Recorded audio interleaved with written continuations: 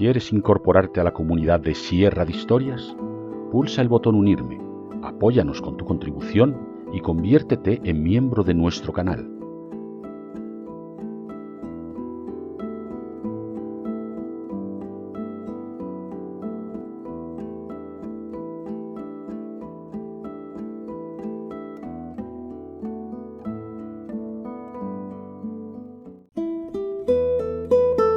Sierra de Historias, con Alberto Garín. En 1534, con el Acta de Supremacía, Enrique VIII puso en marcha la Iglesia Anglicana. A partir de ese momento se lanzó a un ambicioso programa artístico. Tenía al menos 3 razones para ello.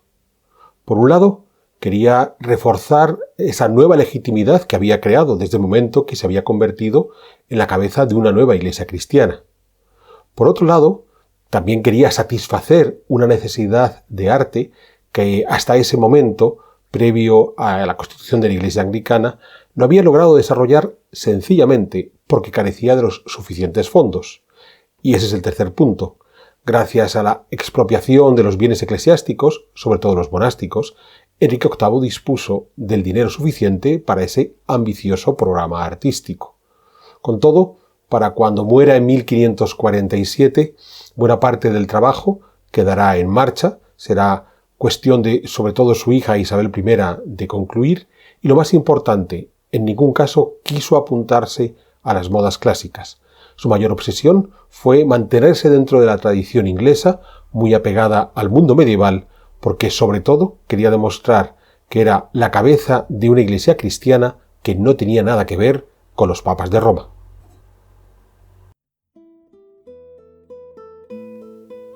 Enrique VIII nació en 1491 en el Palacio de Placentia, una residencia de caza construida hacia 1428 por el duque de Gloucester, dentro del gran bosque de Greenwich, junto al río Támesis, a 6 kilómetros río abajo del viejo Londres. En Londres, los reyes contaban con una residencia desde el siglo XI, el Palacio de Westminster, situado al occidente de la ciudad.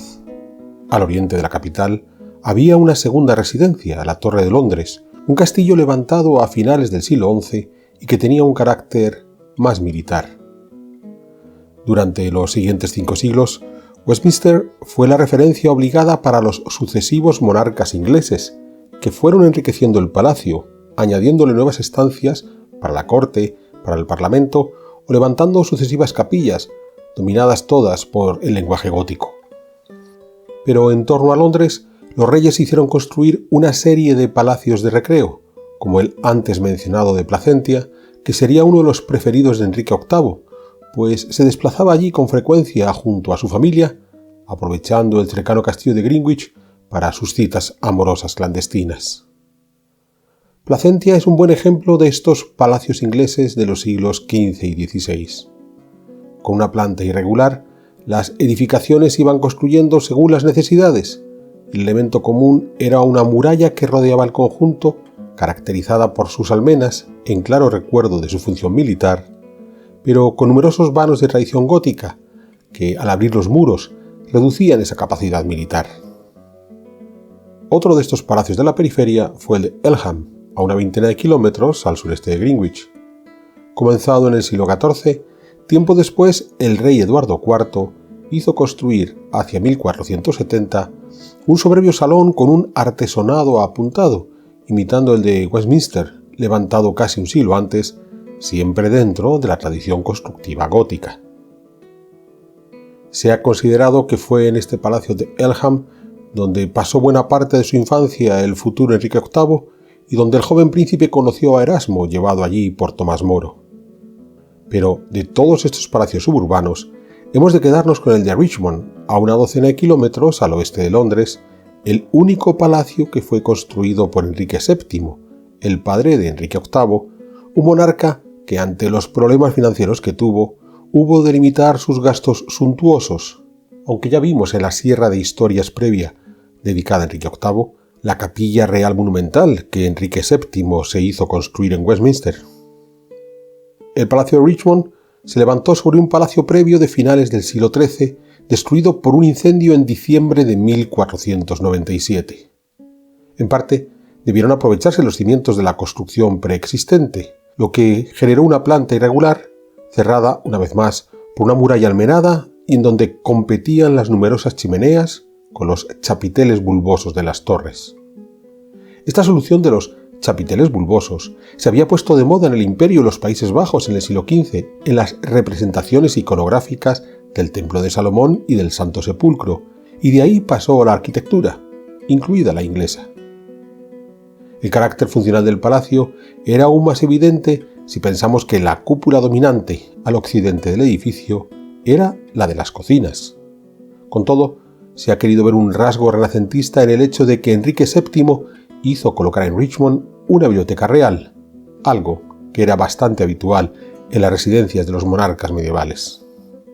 El palacio fue demolido en 1649 tras la ejecución del rey Carlos I, a quien ya dedicamos una sierra de historias, por haber sido Richmond la residencia propia de la reina católica Enriqueta María, esposa de Carlos I.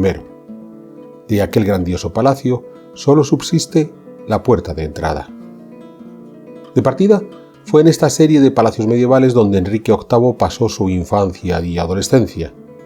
Pero en 1514, Thomas Wolsey comenzó la construcción de su residencia de recreo en Hampton Court, a orillas del Támesis, a una veintena de kilómetros al suroeste de Londres. Recordemos que Wolsey había comenzado su carrera política como capellán personal de Enrique VII para, a la muerte de éste, incorporarse al consejo privado de Enrique VIII. En 1514, Wolsey logró el arzobispado de York y al año siguiente el cardenalato, siendo entonces cuando Enrique VIII, además, le nombró Lord Canciller. Gracias a estos cargos, Wolsey dispuso de una notable cantidad de ingresos para llevar a cabo sus proyectos artísticos. Hampton Court había pertenecido previamente a la Orden de los Caballeros del Hospital de Jerusalén, hoy la Orden de Malta. Wolsey adquirió el lugar y es posible que tuviera en mente edificar un palacio siguiendo las modas renacentistas romanas, levantando una serie de patios armónicos sobre los que se volcasen las plantas nobles a partir de ejes regulares. Pero no fue el caso. Aunque en el patio primero sí se buscó ese eje, muy pronto la planta del edificio fue perdiendo esa regularidad y sobre todo la apariencia final, que podemos ver en los muros exteriores, seguía apegada a la solución medieval de una muralla fortificada con almenas. Ya vimos en el programa previo sobre Enrique VIII antes citado que el Papa León X había enviado una serie de medallones en terracota a Wolsey, quien, entusiasmado, hizo venir a los escultores de los medallones, Benedetto da Rovezzano y Giovanni Amaiano. De este último son los medallones de los emperadores romanos que ornan las puertas de entrada a Hampton Court y que son el principal guiño al mundo clásico. Porque cuando Wolsey cayó en desgracia frente a Enrique VIII en 1529, le regaló el palacio de Hampton Court buscando congraciarse de nuevo con el monarca. No lo logró, y Wolsey moriría un año después, cuando iba camino de ser juzgado. Enrique VIII hubo entonces de terminar las obras de Hampton Court, y lo hizo siguiendo las formas estilísticas que había conocido en su infancia y juventud, las del lenguaje gótico. Así podemos verlo en la Capilla Real o en el Gran Salón, los dos realizados durante los años 1530. Enrique VIII también se hizo con otra residencia campestre de Wolsey, The Moor, situada en Rixman Worth, 40 kilómetros al noroeste de Londres, construida en los terrenos del monasterio de St. Albans, del que Wolsey también fue abad. Se trataba de una edificación que volvía a rememorar la arquitectura tradicional medieval, con los muros almenados y las puertas torreadas. The Moor fue completamente demolido en 1661. Pero la principal propiedad que Enrique VIII recibió de Wolsey fue la residencia que éste tenía en Londres, el Palacio de York, que se hizo construir al norte de Westminster, junto al Támesis. En 1530, con Wolsey caído en desgracia, Enrique VIII tomó posesión del palacio, que había de sustituir a Westminster como la residencia del rey en Londres. En 1532 cambió el nombre del lugar, pasando a llamarse Palacio de Whitehall, iniciándose una serie de obras que se prolongarían prácticamente hasta su destrucción, debido a dos incendios sucesivos en 1691 y 1698. La larga duración de estos trabajos hizo que Whitehall cambiara de forma constante. Si bien las representaciones que conservamos del palacio muestran cómo la parte edificada por Enrique VIII seguía en la línea medieval de los muros medievales y las torres con chapiteles bulbosos. Es más, uno de los pocos restos conservados del Palacio de Whitehall, la bodega que se hizo construir Wolsey a partir de 1515, nos muestra unas bóvedas de crucería con arcos rebajados apuntados propios de la arquitectura gótica inglesa. Al tiempo que condicionaba el Palacio de Whitehall, Enrique VIII se hizo construir un segundo palacete al noroeste de Whitehall, el de St. James, que pretendía ser un lugar donde retirarse cuando el monarca estuviera cansado del fasto de la corte. Aunque la obra inicial se desarrolló entre 1531 y 1536, como el resto de los palacios reales, siguió teniendo modificaciones a lo largo de su historia. Originalmente se replicaba el modelo medieval, una serie de patios sin una distribución regular que daba acceso a las diferentes estancias. Entre estas destaca la capilla, cuyo techo le fue encargado a Hans Holbein el Joven, aquel pintor alemán que había llegado a Inglaterra en 1526 para trabajar para Tomás Moro, pero que desde 1532 se encontraba al servicio de Enrique VIII. El techo de la capilla presenta una decoración geométrica a base de octógonos y cruces que puede recordar las coronaciones de otros techos de otros palacios europeos de la época. Considerando que lo habitual eran las bóvedas con elementos pinjantes, el diseño de Holbein sí fue una novedad respecto a las cubiertas tradicionales inglesas. En 1534, mediante el Acta de Supremacía, quedó constituida la Iglesia anglicana, a cuya cabeza iba a estar el rey, Enrique VIII. En ese momento se llevó a cabo una serie de visitas por los diferentes monasterios que existían en Inglaterra, con objeto de convencer a los abades y a las comunidades monásticas de la necesidad de aceptar esa nueva iglesia. Pero esas visitas en realidad fueron aprovechadas para levantar inventarios de los bienes monásticos, de modo que en 1536 el Parlamento inglés pasó una primera ley mediante la cual los bienes de los monasterios más pequeños pasaron a manos del monarca, de Enrique VIII. Con el dinero obtenido de esta manera, Enrique VIII se dio cuenta que no tenía suficiente para sus ambiciosos planes artísticos y políticos, de modo que en 1539 se pasó una segunda ley en la cual todos los monasterios católicos pasaron a manos del rey. ¿Qué es lo que hizo Enrique VIII entonces? Pues malvenderlos, malvender las propiedades, malvender los propios edificios que en muchos casos fueron desmontados como material de obra y malvender las obras de arte que tenían muchos de estos cenobios, de modo que ahí vamos a perder no solamente buena parte del arte medieval inglés, sino todo ese posible arte de la primera mitad del XVI que quizás pudiera haber estado mirando hacia el mundo del Renacimiento italiano. En cualquier caso, hay una teoría historiográfica que nos dice que gracias a las ventas de estos bienes eclesiásticos en tiempos de Enrique VIII, se logró acumular un capital, puesto que los que compraron, aristócratas y burgueses, fueron más eficientes en el uso de esas propiedades, sobre todo las propiedades agrícolas, que les permitió reunir un capital que 2 siglos más tarde pondrían en marcha la Revolución Industrial. No vamos a entrar en ese debate, nos quedamos con la idea de la cantidad de arte que se perdió en esa desamortización monástica que llevó a cabo el gobierno de Enrique VIII.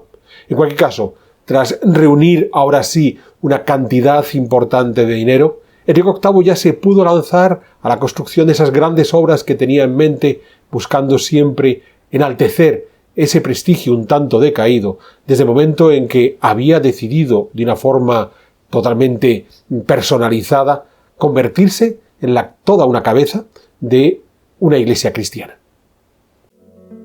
El más destacado fue el Palacio de Nonsuch, levantado de nueva planta a una docena de kilómetros al sureste de Hampton Court. Su construcción se inició en 1538.